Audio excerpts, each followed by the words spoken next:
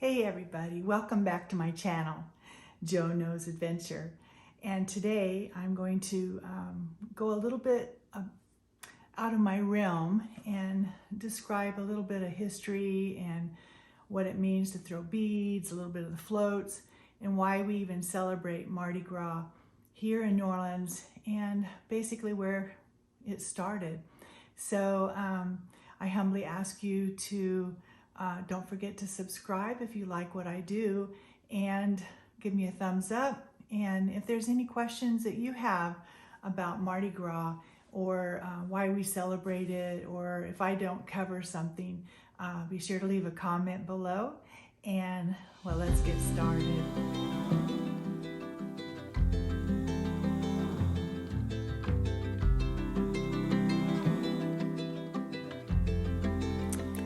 All right, so hopefully this isn't going to be too boring. I'm going to try to throw in a few little pictures, and that I'll be reading a little bit, so bear with me for that.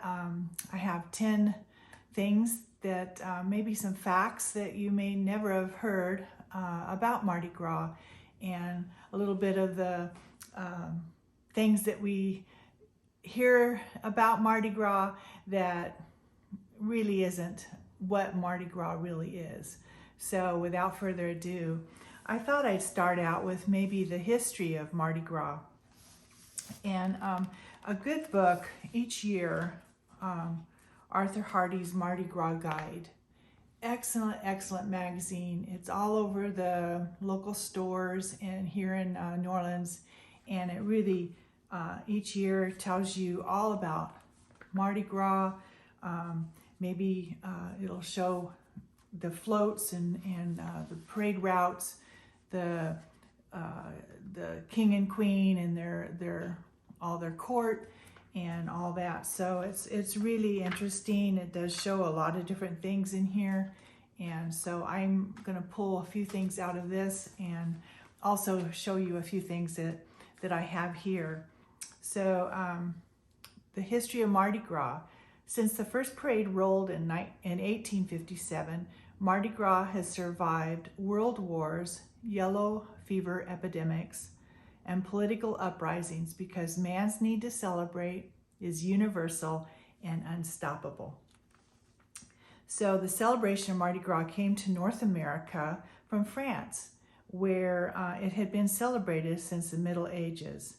In 1699, French explorer Iberville and his men explored the Mississippi River from the Gulf of Mexico, and on a spot 60 miles south of the present location of New Orleans, they set up a camp on the river's west bank. Knowing that the day, March 3rd, was being celebrated as a major holiday in Paris, they christened the site Point du Mardi Gras. But Mardi Gras' roots predate the French. Many see relationship to the ancient tribal rituals of fertility that welcomed the arrival of spring. In early 19th century, the public celebration of Mardi Gras consisted mainly of maskers on foot, in carriages, and on horseback. And in 1837, a costume group of revelers walked in the first documented parade.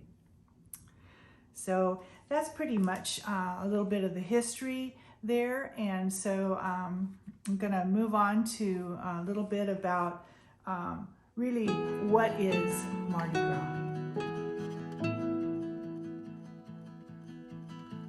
All right, so what is the meaning of Mardi Gras? Well, think of French in France. Mardi is the word for Tuesday, and Gras is the word for fat. There you go, Fat Tuesday. So Tuesday is a day that we celebrate it here in New Orleans. It's a holiday. Schools are closed, and pretty much that week schools are pretty much closed. It's kind of like a spring break, but it's the Mardi Gras break.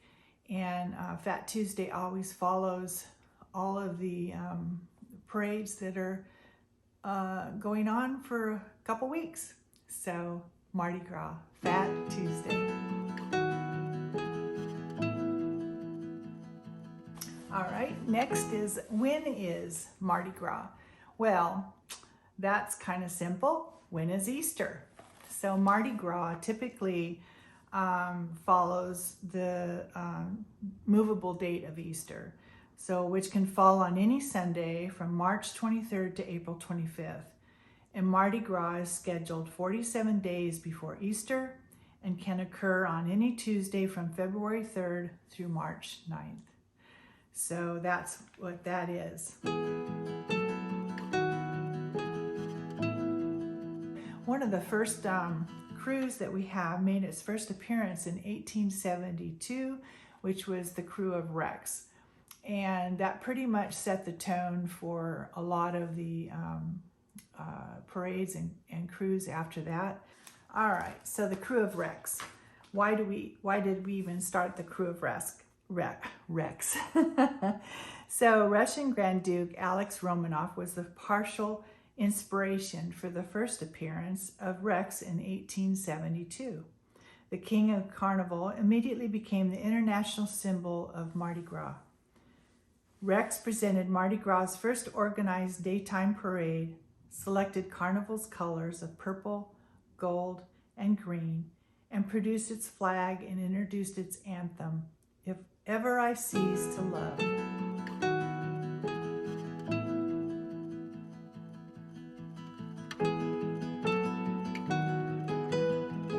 So this year, 2023, we had 56 parades. That's a lot of parades.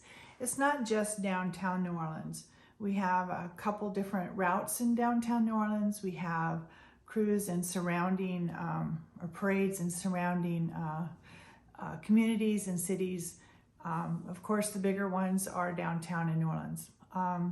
We used to hold the parade down the route of French Quarter, but because year after year, as it got more popular, too crowded, and it was just too many things could happen. The streets are narrower.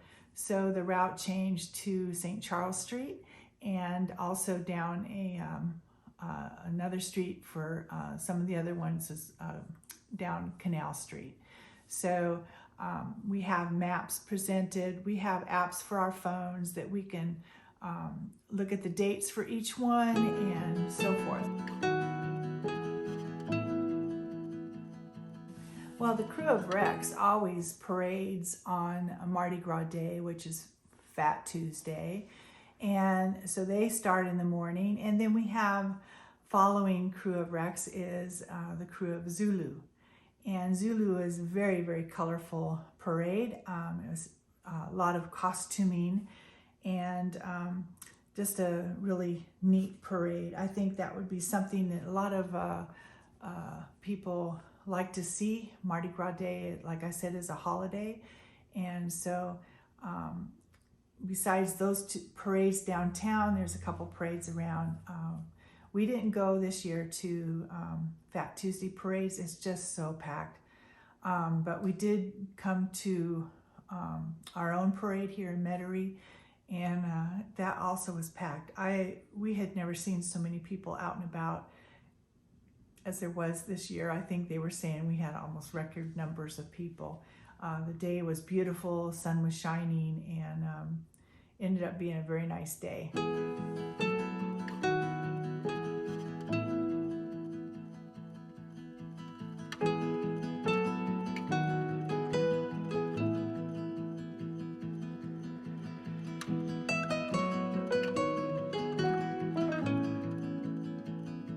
All right, let's talk about those floats.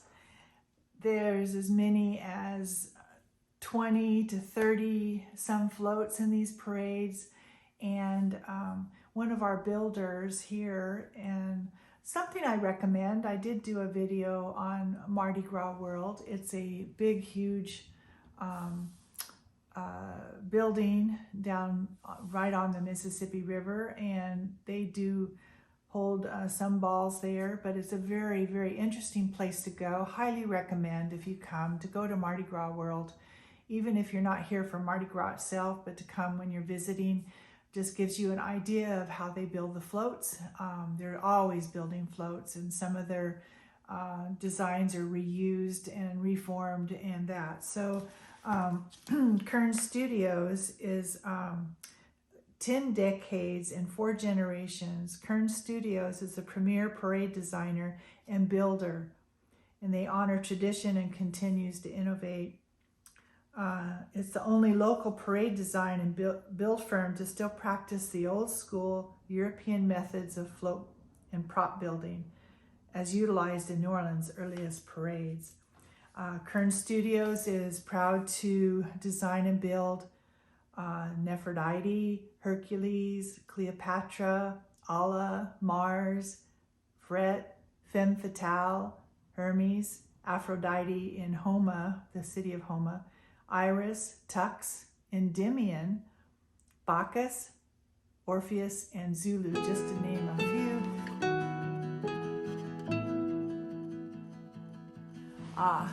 So what makes those parades so different? Well, the throws. Each crew has their own throws, specialty throws, but just besides the beads. Originally, the beads were glass, and of course, that got a little bit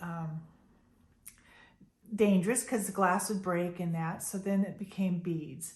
So I'm just going to show you a few things that that's coveted, like this year, King Arthur parade had hats that the specialty throw. So I was lucky enough to get a hat, so that's nice. We had the crew of Hermes had specialty throws, and these throws were gloves, and the gloves have see if I can get this lit up, lights, and each light is a little different. Let's see. There and there. So these were coveted throws. A lot of the parades were going down, and they had these, of course you get two.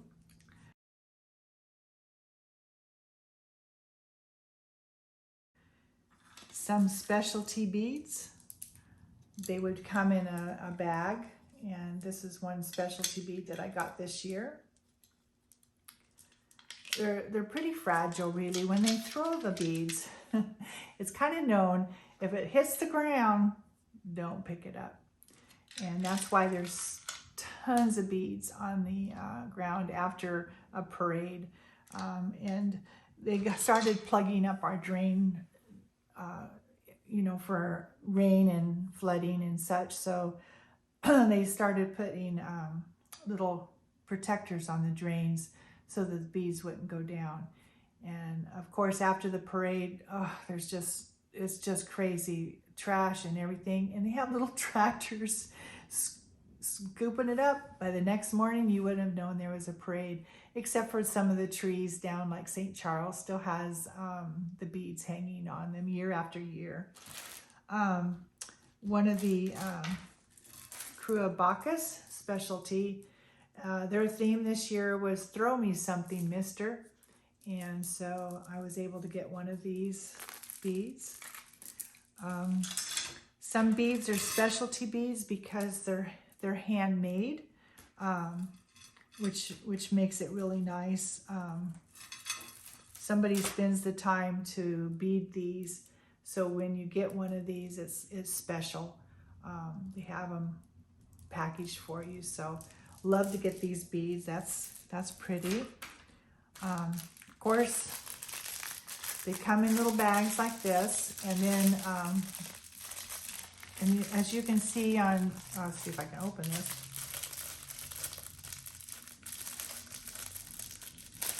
There we go. They'll throw it like this, and so you can pull it out, and this was the crew of Hermes, and they have lights as well.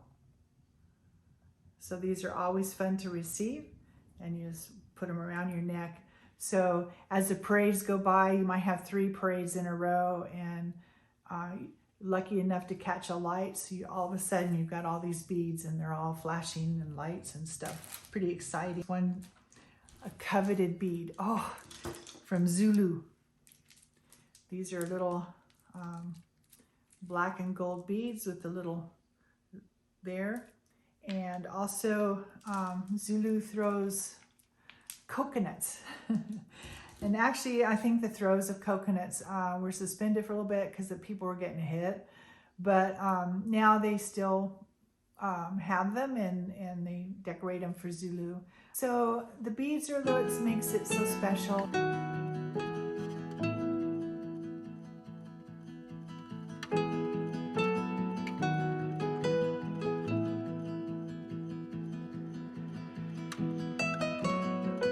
Okay, not only do we have crawfish festivals and jazz festivals, and we're known for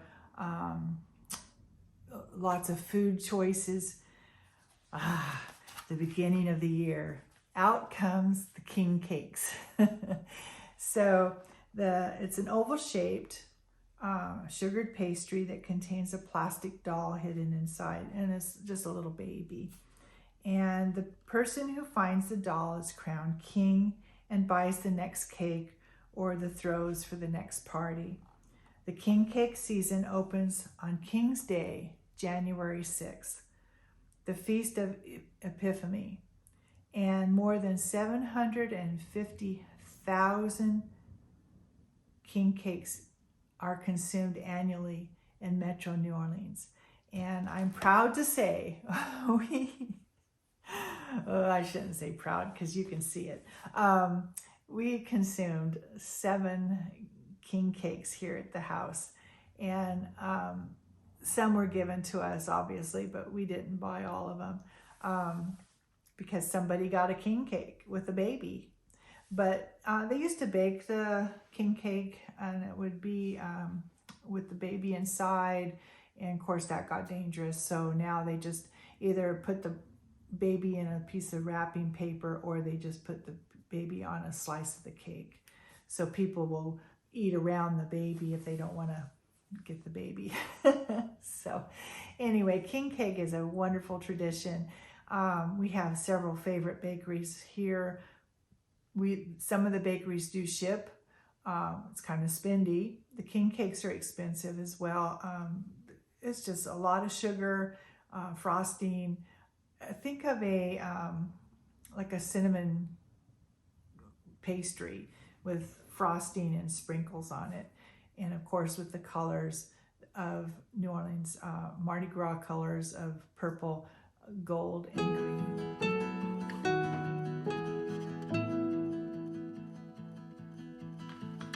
Well, it's all about what's behind the mask. So mask. Did you know that some of the rules of the floats, it is required by law, believe it or not, that all riders must wear a mask. And if they're caught without a mask, they're fined. So all riders must wear a mask, and that's required by law, and they have to be removed by 6 p.m. on Fat Tuesday. So do I have to wear a mask on Fat Tuesday? No, but we should. At least on Fat Tuesday, the only day when street masking is legal from dawn to dusk. Masking, which can be elaborate or makeshift, dates from the Roman carnivals, when assuming false identities and common practice by law, float riders must be masked at all times. So that is something that's kind of an interesting little tidbit. So that's, that's kind of when they have masked balls and that, and it's kind of an interesting tradition and interesting fact. It's a law.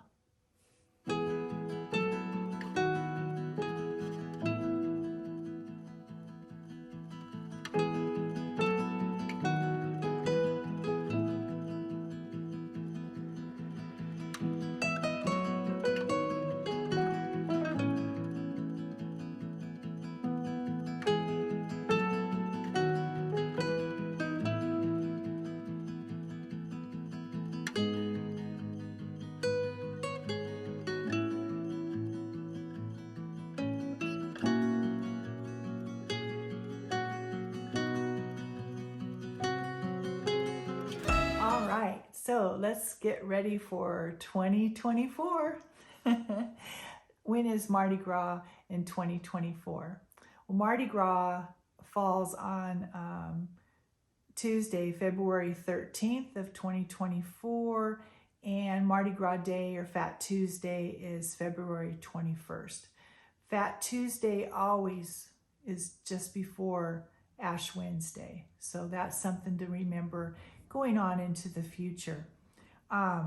We already have a nice website, Mardi Gras. You can Google Mardi Gras 2024, and also tells you things to plan. We had all our hotels were over 95% booked. Besides our cruise ships going in and out of New Orleans, we do have hotels nearby all throughout the city and outside. Our airports are very, very busy here. So plan your trip accordingly, and just know that each year, now that COVID's over, each year is just getting better and better and more popular and more crowded. So plan your dates.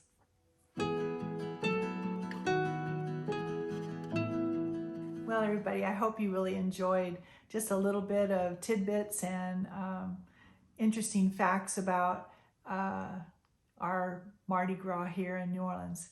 And be sure to, like and subscribe. And there is a little bell that you can hit, and it just tells you when I drop a new one. I do try to drop one every week. I have almost 90 videos out there. And then I still have that goal of 1,000. And you guys, everything counts. Hitting the little thumbs up, your comments, watching the video, all counts. And of course, subscribing. And I do have, next week, I'm going to drop just a few little scenes of the parade, this year's parades that I attended, and a little bit of fun that I had doing that. And then following that, we have the Irish parade that I'm going to be going to, so I'll be highlighting that, maybe some how to get around New Orleans, leading up to my cruise. I have a cruise in May. I'm going to Bermuda out of New York, and I also have a cruise out of Seattle for Alaska in June. I have, I whip those all out in separate days, each day of the cruise day. So that'll take us into about August. September, I'm going to Malta. I'll be there for a week, not on a cruise, but just a week vacation there, and then on into our holiday season. So I hope you join me for it all. Look forward to seeing everybody, and thanks again for watching. I'll see you next week. Bye-bye.